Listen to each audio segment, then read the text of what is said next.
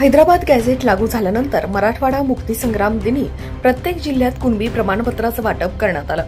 यानंतर मनोज जरांगे पाटील यांची प्रतिक्रिया समोर आली आहे। हैदराबाद गॅझेट लागू झाल्यानंतर प्रत्येक जिल्ह्यातील पालकमंत्र्यांच्या हस्ते कुणबी प्रमाणपत्राचं वाटप करण्यात आलंय। मात्र ते मला बघायचे आहेत, त्यामुळे मी प्रमाणपत्र मिळालेल्या सर्वांना अंतर्वालीत यावं असं आवाहन करतो।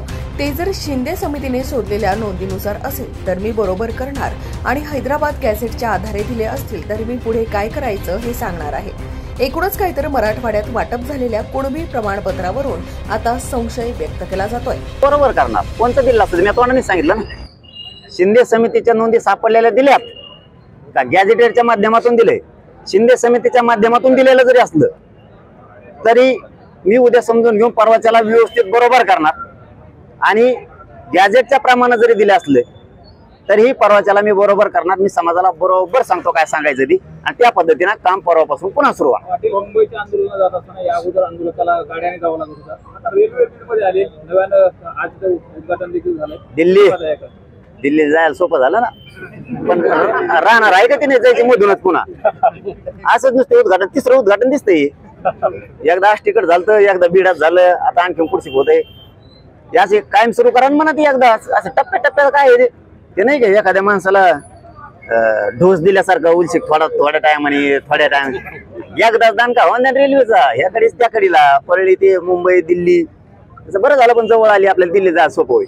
अजित पवार असं म्हणाले की आज मोफत रेल्वे आहे, उद्यापासून तिकीट काढा, बीडकरांचं काही खरं नाही, तुम्ही हे बीडचे म्हणून पत्र अशा पद्धतीनं बोलणं सुधरा रे असं बोलणं आम्हाला माहिती कोणाच्या चिठीत हात घालते तसं आम्हाला माहितच येते। फसा ढाणं सोडायचेच नाही ती, म्हणजे आम्ही का फुकटे जाऊन येत का फुकट जातो का रेल्वेने कुठे बी? आजचे दिवस फुकट आहे ना, आम्हाला चांगलं माहिती आहे। लाडक्या बहिणीसारखं तुमचं पहिल्याची फुकटच असतं, दुसऱ्याची का खोटा घाली आम्हाला चांगलं माहिती आहे। तुम्ही राजकारणी किती नमुने पाहिजे सगळ्या पक्षाची, नुसतं आजी दादाच नाही सगळेच नमुने सारखे। लाडक्या बहिणीला नाही मतदान घेऊन नाही लावलं, मतदान झालं की म्हणले तू निकषातच बसा ना, तू लाडकी बहीणच नाही, तू सावतर बहीणच हे ते असले ते नमुने। आता लाडकी बहीण काचका दाखवायचे ना, पैसे घेऊन काचका दाखवायचे ना, आता डबल नीट कर, यांना नीटच करावं लागतं। हे नादी लावायला एवढे माहीर येते, ही लाडकी बहीण आणते ना। आता काही शेतकऱ्यांना मदत द्यायची वेळ आली तर ते देणार नाहीत लवकर। शेतकरी आता इतका भयानक परिस्थितीतून चाललाय, यांना सरसकट मदतीची गरज आहे। घरं गेलेत, जनावरं गेलेत, त्यांचं शेतातलं सगळा माल होऊन गेलाय, कांदे होऊन गेलेत, सोयाबीन होऊन गेली, ते बाजऱ्या काढल्यावर ते झाकून ठेवले सगळे, ते पूर्ण वाहून गेलंय। म्हणजे याच्याकडे आता लक्ष देणं सरकारची खूप मोठी जबाबदारी। त्याबद्दल बोलले म्हणजे आता तुम्हीही आलात, भूमिपुत्र आहात, काय सल्ला देईल पालकमंत्री अजित पवारांना? काय असतं बरं का, शेजारीचे संस्कार जसे असतील तसं असतं। शेजारी काय सांगतोय ते का सारखं ते डोक्यात मग ते गंजत डोकं। शेवटी टोळीच्या आजूबाजूला राहणं ते होतं एखादी बार, त्यांचं चुकून नाही, ते एखादी बार होतं पाय घसरतो टोळीमुळं। पण मी बीडकर म्हणूनच नाही, राज्यातल्या कोणाबद्दलच असं बोलायला नाही पाहिजे, ते होतं। आता जशी संगत तसा गुण। संपूर्ण देशातून मराठा समाज आला होता, इतर प्रवर्गातील समाज त्या ठिकाणी आला होता। यावेळेसचा जत्रा मेळाव्याचं मुख्य आकर्षण काय आहे? यावेळेस अवघडच आहे जरा, कारण गेल्या वेळेस 2-3 महिने तयारी केली आणि यावेळेस मुंबईचं आंदोलन संपलं आणि तिथून पुढे 23 दिवस आमच्या हातात होते कशी तयारी करायची। त्याच्यामुळे यावर्षी दसरा मेळावा परंपरेने होणार, पण आता जसा होईल तसा छोटा मोठा आता त्याला नाही विलाजी, कारण इतके मोठ्या लोकांना तयारी करायची म्हणलं तर ते ग्राउंड खूप साफ करायला वेळ लागतो। परंतु जसा होईल तसा 500 असो 5000 असो तेवढ्यात घेणार, परंपरेने होणार। दसऱ्याला पुढच्या जर काय आता मला उद्याच्याला ठरल तिथं काय निर्णय घ्यायचे, डिसिजन घ्यायचे। पण एक गोष्ट सांगतो, एकजूट दाखवली पाहिजे। वर्षातून एक दिवस येतो दसऱ्याचा, त्या दिवशी एक दिवस जूट समाजाने दाखवलीच पाहिजे। ते पाळलं म्हणावं लागत।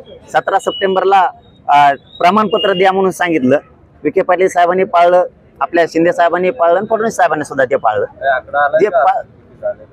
नाही ते प्रमाणपत्र एक होण्यात दिलेत ना, पण कशातून दिलेत, काय केलेत, उद्या त्याचा बॉम्ब पाडणार आहे परवाच्याला। आणि गठीत करायचं काम पण त्यांनी कार्यशाळा घेतल्यात, तेही काम केलंय, काम चालू आहे। केसेस मागे घ्यायचं काम सुरू केलंय, काही घेतल्यात पण, आणि बलिदान गेलेल्या कुटुंबाच्या नोकरीच्या बद्दल निधीच्या बद्दल केलं म्हणल्यावर केलं म्हणावं लागणार आहे। उगच करून 11 ताळेपणा करायचं मला सवय नाही, पण प्रमाणपत्र वाटले ते कसे वाटलेत काय वाटलेत मी हे उद्या बघणार. आज आजचा शासकीय वाटप करण्यात आलं. तुम्ही देखील धाराशिव गावचा. हैदराबाद गॅजेट नंतर एक कुणबी प्रमाणपत्र निघायला सुरुवात झाली. हे तुमचंही खरं आहे. हैदराबादचं गॅजेट लागू झाल्याच्या नंतर द्यायला सुरुवात झाली कुणबी प्रमाणपत्र. आज प्रत्येक जिल्ह्यातल्या पालकमंत्र्यांनी वितरित केलेत प्रमाणपत्र. पण मला ते उद्या बघायचे कसे केलेत, कशा माध्यमातून केलेत, काय गेलं मी बघितल्याशिवाय बोलत नाही. मी त्यांनी चुकलेलं जरी असलं त्यांनी समितीचे अगोदर शोधलेल्या नोंदी शिंदे समितीनं त्या आधारे दिले असले तरी मी बरोबर करणार आहे.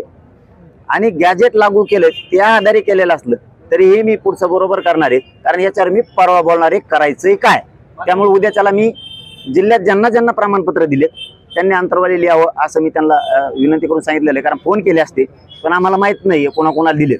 म्हणून मीडियाच्या आपल्या भावाच्या या बांधवाच्या माध्यमातूनच मराठवाड्यातल्या सगळ्या जिल्ह्यातल्या मराठा बांधवांना ज्यांना ज्यांना कोणी प्रमाणपत्र दिलेत त्यांनी उद्या 1 वाजेपर्यंत 2 वाजेपर्यंत अंतरवाली लिहावं. 3 वाजू द्या पण यावं.